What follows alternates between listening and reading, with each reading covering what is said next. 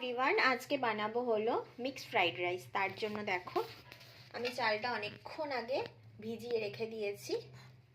দেখো অনেকক্ষণ আগে ভিজিয়ে রেখে দিয়েছি। আর এখানে দেখো আমি চিকেন কেটে রেখে দিয়েছি একদম ডাইস করে, ছোট ছোট করে। এখানে চিংড়ি মাছটাকে বড় চিংড়ি ছিল বলে হাফ হাফ করে রেখেছি। এখানে পেঁয়াজ কুচিয়ে রেখেছি। আর এখানে দেখো ভেজিটেবলস হলো গাজর আর বিনস কেটে রেখে দিয়েছি। আর এখানে আমি চপ করে রেখে দিই, চপ বলতে ছোট ছোট পিস করে রেখে দিয়েছি হলো তোমার ব্রোকলি। আমি জল গরম করে চাল আমি দিয়ে দিয়েছি। এর মধ্যে কিছু গরম মশলা, আমি গোটা গরম মশলা দিয়ে দিয়েছি। আর এখানে কড়াই আমি বসিয়ে দিয়েছি ভেজিসগুলো ভাজবার জন্য। আমি এখানে ঘি ব্যবহার করব আর সামান্য তেল ব্যবহার করব।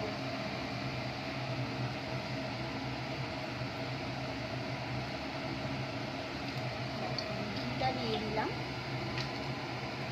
ঘি আর তেল আমি দিয়ে দিয়েছি। এবার একটুখানি গরম হতেই আমি একে একে সব ভাজাগুলো করে নেব। আমি সব একসাথে রেখে দিয়েছি ভেজে। আমার ডিম যা যা ভেজিস ছিল, যা যা মাংস, তারপরে তোমার দেখো আমার সব ভাজা হয়ে গেছে। কড়াই তার এইটুকু তেল আছে, এর মধ্যে আমি একটু ঘি দেবো।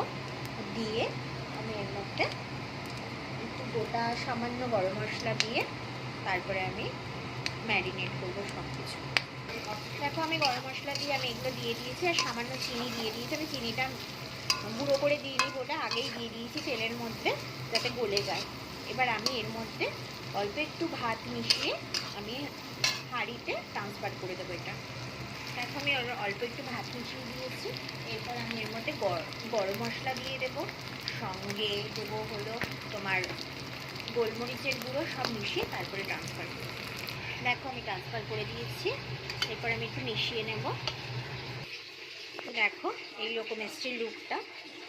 এটা হলো মিক্সড ভেজিটেবল রাইস। তো আমি এর মধ্যে কিন্তু গরম মশলা দিয়েছি, আরও একটু আমার গোলমরিচ গুঁড়ো লেগেছিল সেটাও দিয়েছি। আর আমি একটু হোমমেড বিরিয়ানি মশলা এর মধ্যে একটু ছড়িয়ে দিয়েছি। জাস্ট অসাধারণ গন্ধ বেরোচ্ছে একটা।